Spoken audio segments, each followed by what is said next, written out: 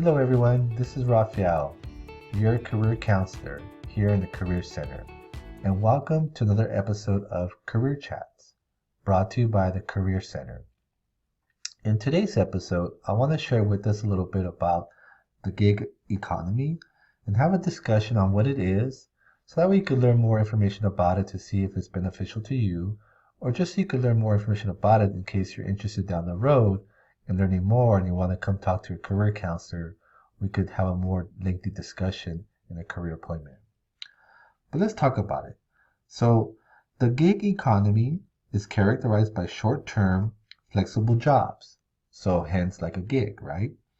And businesses offer these type of jobs to freelancers or independent contractors instead of your traditional full-time employees. In the gig economy, businesses can save money on recruiting, benefits, and other expenses. But the goal here is that they provide jobs to independent contractors or freelancers that brings about a lot of flexibility. So that's kind of what the gig economy means. For example, there's companies like Airbnb, TaskRabbit, Uber, Lyft, Postmates, DoorDash, just to name a few, that really drive on this type of style of work. A lot of independent freelancers or independent contractors will work for these type of companies and gain some experience, get some income, and at the same time having flexibility for themselves. So that's kind of what the gig economy kind of includes. And then workers will work depending on the assignment for short-term jobs, little long-term jobs, but it is a gig. In other words, it's not going to last forever. It is a gig, but at least it gives them flexibility and income at the same time. And that's what really draws the economy when we talk about this type of economy, the gig economy. In fact, what we're seeing is more and more companies are going in this direction. So the companies are really projecting to grow more career opportunities in these type of organizations when you're looking for short-term freelance work, depending on the area you want to get into. Okay, so that's good to know, right? Now, there is a few benefits to this, obviously, and there's also a few not so many benefits to it. So you have your pros and cons, if you will. So if I share some pros and cons with you, let's start with some of the cons.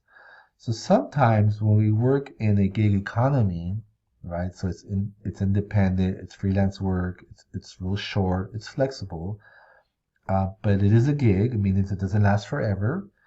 Some of the cons include inconsistent income. So you may work straight for 4, 5, 6 days for a couple of weeks, but then you could all obviously just end the assignment right away, and that leads to an inconsistent income. The other con is there a potential lack of benefits.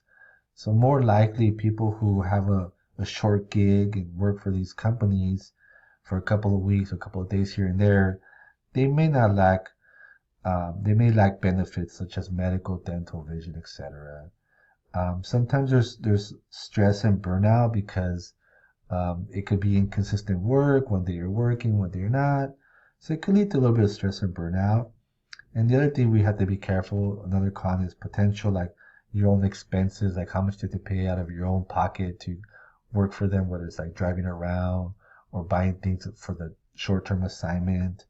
And there's also tax consequences. So sometimes you have to keep in mind that they might pay you without taxing you, and then you have to report your own taxes later. So those are some of the cons.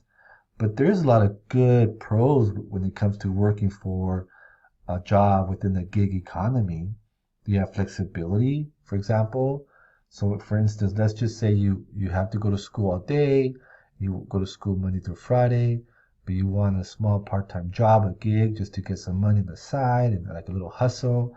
Then you have some flexibility because you could work at your own pace with the gig economy. And then you have independence. More likely you're going to be on your own, doing your own thing, doing your own hustle, and no one's going to be bothering you. You just got to make sure you complete the assignment, whether you're working for DoorDash, or if you're working for Uber, or you're working for other companies that give you a short-term gig. They give you a lot of independence, so that's good, right? And then the variety of work, so the work could change from one gig to the next gig, for one hustle to the other hustle. So you have a variety of work, and that's good. Sometimes variety is good for us because it gives us some more interest and more flexibility, and it just drives our interest a little bit more on the different types of jobs we may want to do short term.